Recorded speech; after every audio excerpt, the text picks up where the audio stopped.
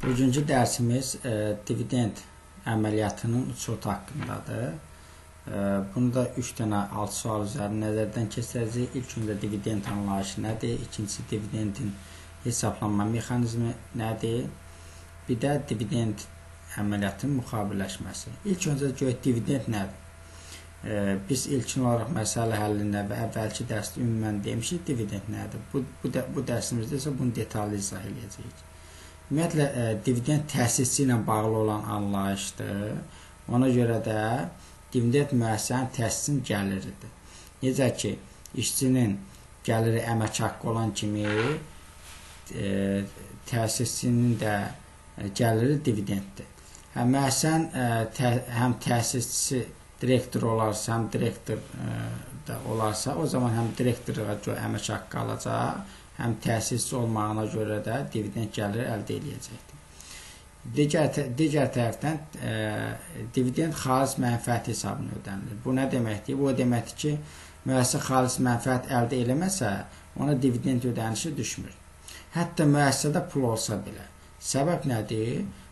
Çünki ola bilər ki, o pul yeni dövrün puludur, əvvəlki dövrdən qalan pul ola bilər, sonra işçinin əmək haqqının ödənilməsi üçün ola bilər, qarşı tərəfin kreditor borclarının ödənilməsi üçün ola bilər. Yəni, yenə də məsələ onun ibarət ki, mütləq və mütləq müəssisə xalis mənfəət əldə etməli ki, dividend ödənilsin. Niyə?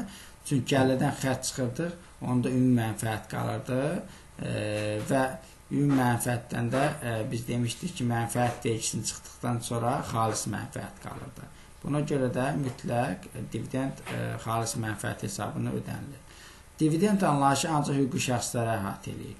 Yəni, fərdi sahibkarları, bu yön əsasında fəaliyyət göstərənləri əhatə etmə bir məcburiyyəti də yoxdur. Səbəb nədir? Səbəb də ondan ibarət dividend adətən paylara görədir. Paylara görə olması səbəbi ilə də fərdi sahibkarlarda səhm anlayışı olmur. Yəni, səhm nədir? Pay hüququnu təsdiq edən sənəddir. Ona görə də dividend anlayışı ancaq hüquqi şəxslərə əhatə edir. Digər tərəfdən də səhmlər mütənasib şəkildə bölüşdürülməlidir. Nə deməkdir? Tutaq üçün, birinin payı 30%, biri 70%-dirsə, dividend məbləği də 30-u 70-ə bölüşdürülməlidir. Pul və digər ödəmələr şəklində ola bilər. Xüsusən bu vergi məcəlləsi ilə bağlıdır. Nə deməkdir? Yəni, dividend pul şəklində ola bilər, başqa bir formada da ola bilər. Tutaq üçün, təsisçiyə hər hansı bir onun yerinə bir malmı, avadanlıqmı və digər bir fayda şəklində də bu müəssisə tərəfin təsisçiyə verilə bilər. Mülki məcəllədə necə tərif verir? Deyir ki, bölünməli olan gəlirin bir hissəsidir. Bölünməli olan gəlir hansı deyil? Bölünməli olan gəlir xalis mənfəətdir. Və ya hər bir səhmdarın payına düşən gəlirdir. Görürsünüz, bu cür tərif verir. Vergi məcəlləsi isə necə tərif verir? Görürsünüz, deyir, hüquqi şəxslərin öz təsirləri. Burada demirsə fərdi sahibkar, hüquqi şəxs deyil. Və xalis mənfəətin bölüşdürülməsinə bağlı olaraq pul və digər şəkildə etdiyi ödənişlərdir. 13.2.19-cu maddəsi. Bu aydındır. İndi baxaq, dividendin hesablanması mexanizmi. Dividendin hesablanması mexanizmi necədir? İlk anda gəlirdən xərclər çıxırdı, qaldı ümumi mənfəətimiz. Ümumi mənfəət vergidən əvvəlki mənfəət deməkdir. Ümumi mənfəətdən biz 20% mənfəət vergisini çıxanda qalırdı xalis mənfəət. Bu nə deməkdir? Biz burada bərabərliyin digər tərəfinə addatsaq, bu xalis mənfəəti də bu digər hissəyə addatsaq, yəni əks işarəni keçsək, bu zaman nə olacaqdır? Yəni, bu 20% mənfəət bu hissəyə keçsə, o zaman olacaq, ümumi mənfəət bərabər olacaq xalis mənfəət, üstəgəl mənfəət vergisi. Bu nə deməkdir? O deməkdir ki, ümumi mənfəətindən mənfəət vergisi var, həm də xalis mənfəət var. Bölüşdürülməmiş mənfəət. Bölüşdürülməmiş mənfəət nə deməkdir? Xalis mənfəətdən dividend çıxdıqdan sonra qalır bölüşdürülməmiş mənfəət. Fikir verirsə, görülürsə, buradan hər gəldən xətt çıxdıqsa bir ümumi mənfəət anlayışı əldə elədik. Ümumi mənfəətdə mənfəət vecisi çıxdı, xalis mənfəət adı əldə elədik. Xalis mənfəətin dividend çıxdısa aldıq bölüşdürülməmiş mənfəət. Bu nə deməkdir? Bu deməkdir ki, yəni gəlir əməliyyatından tutmuş, bu bölüşdürülməmiş mənfəətə kimi hər birindən növbəti bir əməliyyatı çıxsaq, ad dəyişir. Bunu bilmək lazımdır. Biz bununla bağlı olaraq ayrıca dərsimiz olacaq. Müvəqqəti hesabların bağlanması sadəcə burada üzərindən deyib keçirik. Bu zaman burada 3 münasibət ola bilər. Nədir? Biz fərz eləsək ki, bu dividend anlayışın bərabərliyin bu tərəfini keçsə, olacaq xalis mənfəət bərabər bölüşdürülməmiş mənfəət üstəcə dividend. Bu nə deməkdir? Bu demək ki, xalis mənfəət bir hissəsi bölüşdürülməmiş mənfəət kimi müəssisədə qalsa, amma böyüməsi üçün, inkişaf üçün, digər ehtiyat fondlar üçün bir hissəsi də təsirli dividend kimi ödəniləndə düsturumuz bu cür olacaq. Yəni, bir hissəsi dividendə gedəcək, bir hissəsi müəssisədə qalacaq. İkinci münasibət ondan ibarətdir ki, hamısı müəssisədə qalacaq. Təsisi götürməyəcək bu məbləğ. Müəssisənin böyüməsi üçün, inkişaf üçün, əlavə filialların açılması üçün istifadə edə bilər. Bu zaman nə olacaq? Elə xalis mənfəət bölüşdürülməmiş mənfəətə bərabər olur. Hansı ki, biz bunu məsələ həllində də görmüşük. Üçüncü məsələ onun ibarətdir ki, üçüncü məqam onun ibarətdir ki, burada müəssisədə heç nə saxlanılmır, hamısını təsisçi götürür. Bu zaman necə olacaq? Bu zaman xalis mənfəətin hamısı təsisçiyə dividend kimi ödənilməsi nəticəsində xalis mənfəət dividendə bərabər olacaqdır. Ancaq dividend məbləğinin içində biləsiniz ki, 5% dividend vergisi də var. Bunu vergi məcəlləsinə ödəmə mənbəyinin vergi də deyirlər. Nə demək? Yəni, dividend məbləği bərabər dividend ödənişi üstəgəl 5% gəlir vergisi. Bu dividend ödənişi təsisçi ödənilən məbləğ 5% gəlir vergisi və ya ödəmə mənbəyinin vergi isə bu isə dövlət büdcəsinə ödənilir. Dividendin rəsmiləşdirilməsi üçün protokol və təsisçi qərarına sənədlərinə istifadə edilir. Və görək bununla bağlı müqabiləşməmiz necədir? Bir də müqabiləşməyə baxaq. Fərz eləyək ki, biz dövrün sonuna vəziyyət bu cürdür. Yəni, müəssisənin 5000'lik xalis bölüşdürülməmiş və ya xalis mənfəəti var. Bu deməkdir ki, həmin pul kapital hesabı kimi bölüşdürülməmiş mənfəət 341'də oturacaqdır. Ancaq aktivlərdə isə bank hesabında oturacaqdır və ya kassa hesabında ola bilər. Burada bizim misalımız da bank hesabında. Bu nə deməkdir? Hesabat elinin xalis mənfəəti formalaşır. Nə deməkdir? 223'dən 341.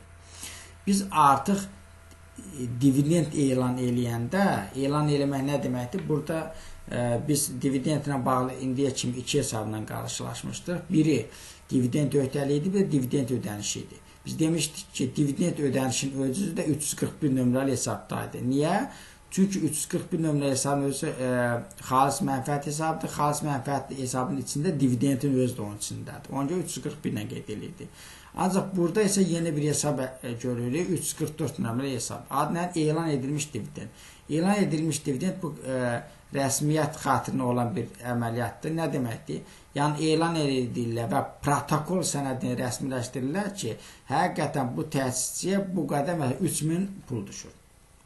Ona görə də ilk anda 341 və 344 üzərindən bunu elan edirlər. Rəsmi elan edirlər.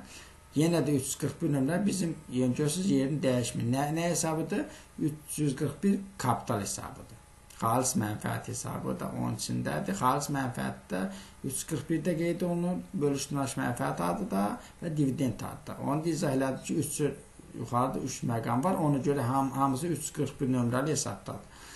344 ilə müqabiləşmə. 344 bizə müvəqqəti olaraq lazımdır və dedim ki, protokol sənədi üçün lazımdır. Və adətən o sənədi orada qeyd olunur ki, hər təsisçiyə nə qədər düşür. Bunun hamısı qeyd olunur. Adətən bankdan filandan da dividend rəsmiləşdiriləndə mütləq tərtib edilməli sənədlərdən biridir. 341 artıq bizə 344 nömrə hesab lazım deyil. Artıq mən ödənişi hesablayanda ki, nə qədər düşür, artıq onu hesaplamaq nə deməkdir? Artıq mən onu niyyətlənirəm ki, ödəyəcəm. O zaman elan edilmiş dividendi əks yazılış verirəm ki, sıfırlansın. Yəni, görürsünüz, bundan bu sıfırlanacaq sonunda. Burada hardadır?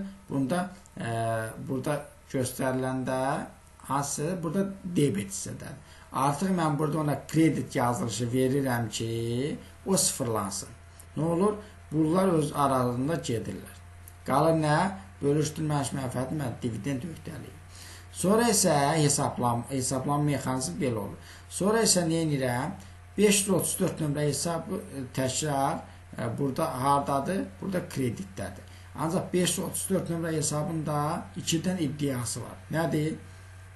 Deyir ki, 5% gəlir vergisi hesablamaq var. Bunun üçün bizə nə lazımdır?